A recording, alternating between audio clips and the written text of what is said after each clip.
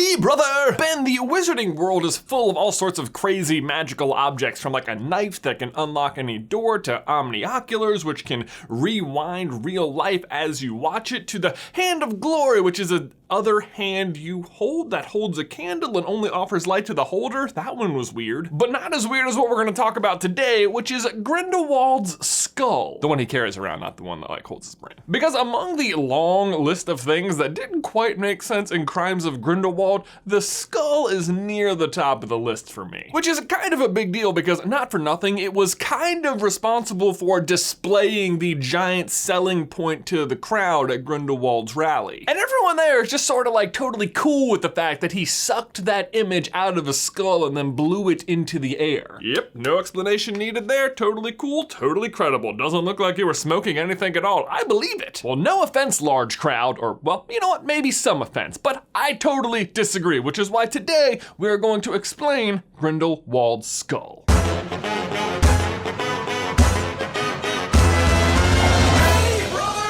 Real quick, just wanted to show you guys my current favorite mug. It says Carlin Brothers Coffee on it, but actually it's my favorite because it's the one that has Carlin Brothers Coffee in it. And if you too want to make sure you've always got some Carlin Brothers Coffee on hand, I recommend you head to CarlinBrothersCoffee.com, where you can subscribe to get coffee delivered to you like monthly, weekly, daily. Probably don't do daily. That might be too much coffee, but 2 weeks. 2 weeks is what I do. But subscribing is hands down the way to go because you get 50% off your first order and 25% off every bag that comes after that. So again, CarlinBrothersCoffee.com. So even though they don't directly say it in the movie, because why would they, we learned that before Crimes of Grindelwald came out from J.K. Rowling that Grindelwald himself is actually a seer, which is an important distinction. It is his power that is being projected by the skull. The skull isn't doing anything to show the future. The ability to see the future is not a new one in the wizarding world. We are of course all super aware of Professor Trelawney, who was 90% fraud, 9% charity enthusiast, and 1% insanely important. Insanely important because she is the one who foretold the prophecy about Harry and Voldemort and basically set into motion all of the events throughout the books. Despite how important she is though, I think it's pretty obvious she's not a very gifted seer, so even though we've seen this power in the past, we've never been around someone who's like really good at it. Which brings us back to Grindelwald, who unlike Trelawney is in fact super good at it. When Trelawney gives a prediction, she sort of goes into a trance, her voice drops, and she just says everything out loud and then doesn't even remember saying it. Oh, I'm so sorry, dear boy.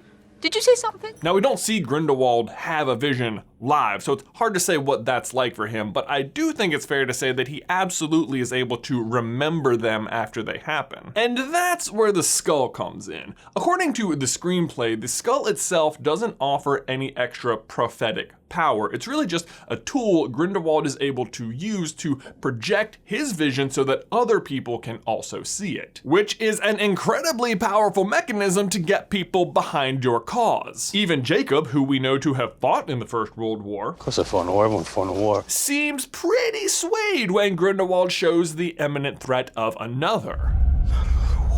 So basically what's happening is Grindelwald is having a vision which he can remember, then he inhales something from the skull and is able to exhale it in a way that other people can then witness his vision. It's sort of like a reverse pensive, which is kind of an interesting foil for Grindelwald and Dumbledore. They both have a particularly useful tool to help them make decisions, but Dumbledore examines the past and Grindelwald examines the future. So our initial question about the skull, and I wouldn't be surprised if it was yours too, was whose is it? Like, they must have been sort of significant, right? Like, you don't just tote a skull around for no reason, right? And our first guess was none other than Ariana Dumbledore, which seemed to fit in a lot of ways. For one, it's widely believed that she, like Credence, was an Obscurus, and we know that Grindelwald is hunting down an Obscurus so he can defeat Dumbledore, and he certainly doesn't seem above taking someone's skull and using it for his own purposes. Plus, the skull reads, and please pardon my German, Für das Gröberwall 1898, which translates to for the greater good,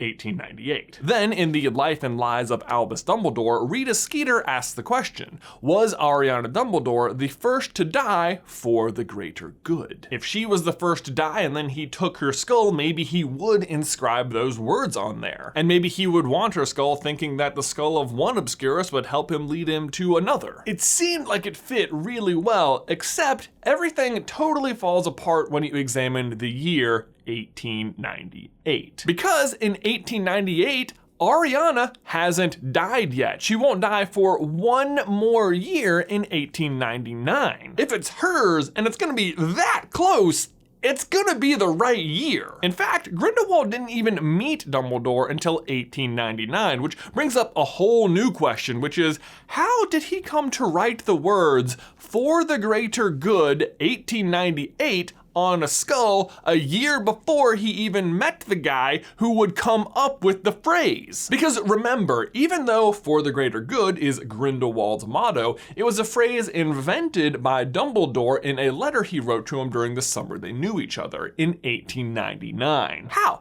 is this possible? How is he able to write "for the greater good" on the skull a year before he even hears the phrase? I mean, unless he could see into the future. Okay, stick with me here because this is kind of mind-blowing, or maybe I should say skull-blowing. Dumbledore first meets Grindelwald the summer after he graduates Hogwarts in Godric's Hollow in 1899. The two become fast friends and immediately begin plotting world domination. As you do. When they meet, Grindelwald has already written the words "for the greater good" on his skull. After they have met, though, Dumbledore writes him this note, which is preserved by Bathilda Bagshot. Gellert, your point about wizard dominance being for the Muggles' own good, this, I think, is the crucial point. Yes, we have been given power, and yes, that power gives us the right to rule, but it also gives us responsibilities over the ruled. We must stress this point. It will be the foundation stone upon which we build. Where we are opposed, as we surely will be, this will be the basis of all our counter-arguments. We seize control for the greater good. And from this, it follows that where we meet resistance, we must use only the force that is necessary and no more. This was your mistake at Durmstrang, but I do not complain, because if you had not been expelled, we would never have met. Albus. Oh boy, there is a lot in there. Let's start with the first sentence. Your point about wizard dominance being for the Muggles' own good. Your point, meaning that Grindelwald first brought up this idea to Dumbledore, and then Dumbledore revised those words to him as "for the greater good." It's almost like Grindelwald was Inception-style planting the idea in his head. But why? Well, here's the theory. 1 year before Grindelwald ever meets Dumbledore, he has a vision where he sees Dumbledore writing this exact note. The note that establishes the very sentiment that would go on to become the motto for his cause. For the greater good. In fact, this note could have been the catalyst for him deciding to try and seek power. I mean, he sees the great Albus Dumbledore writing to him, telling him they have the right to seize power. And if you're wondering, yes, I do think he would already know who Albus Dumbledore was. We learn from Elphius Doge in his In Memoriam in the Daily Prophet. He not only won every prize of note that the school offered, he was soon in regular correspondence with the most notable magical names of the day, including Nicholas Flamel, the celebrated alchemist, Bathilda Bagshot, the noted historian, and Adalbert Waffling, the magical theoretician. The note even tells Grindelwald how to meet Dumbledore. Get expelled by using force against another student. That was your mistake at Durmstrang, but I do not complain, because if you had not gotten expelled, we never would have met. It's a roadmap for how to get to Dumbledore. Get yourself expelled. Even the fact that it was well known that Dumbledore was in correspondence with Bathilda Bagshot. I mean, that's Grindelwald's aunt. But why meet him at all, you might ask? I mean, why not just take the idea and run? Do you really want to share power with Albus Dumbledore? That sentiment alone bothered me even the first time I read the books. Like, they would share power? They'd share the Deathly Hallows? Just didn't seem right. Hey, Grindy, mind if I borrow the Elder Wand this weekend? Nope. Okay, but one of these days, right?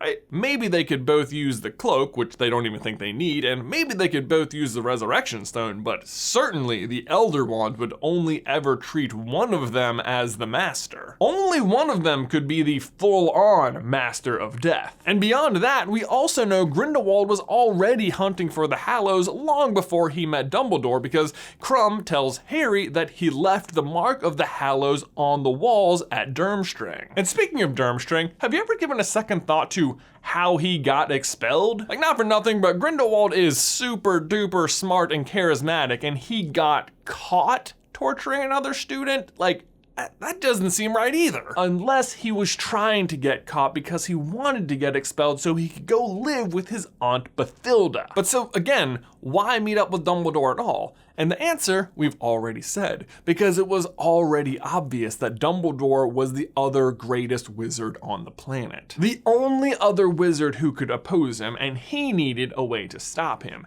He needed the Blood Pact, and his vision showed him the way. Showed him the words that would seduce his followers for the greater good, which he wrote in his native tongue on a skull 1 year before ever meeting Albus Dumbledore and coaxing those very words out of him. Skull blue. It's a pretty magnificent trap. I mean, form the Blood Pact, stopping Dumbledore from ever fighting against you, while at the same time making him feel guilty forever that he gave you the very words that would rally all of your troops, and write it down ahead of time to prove that you thought of it ahead of time anyway? You know what I think? I think Grindelwald would be an excellent wedding planner. What I love about this theory is that Dumbledore and Grindelwald both, I think, know that Dumbledore is the greater wizard, but Grindelwald was able to find his weakness, to use his charisma to just eliminate Dumbledore as a threat altogether. Ben, my question for you and everyone else is, what do you think? Did Grindelwald have a vision of Dumbledore writing that note? Did he set into motion all of the events that led up to them meeting? Was it all a giant con? Let me know your thoughts in the towel section down below. Guys, start every day right with a fresh cup of Carlin Brothers coffee, available at carlinbrotherscoffee.com, and make sure you never run out by subscribing. Remember, if you subscribe, you get your first order 50% off, and all future orders 25% off. Again, available now at carlinbrotherscoffee.com. Guys, thanks as always for watching today's video. Please remember to leave a like on it if you haven't already, and subscribe so you don't miss any future Harry Potter action from us. If you want to see the Grindelwald body swap scene explaining it, check out this video right here. Or if you want to see our entire review of Crimes of Grindelwald, you can check out this video right here. But Ben, that's all I've got for you today, man. I will see you in another life, brother.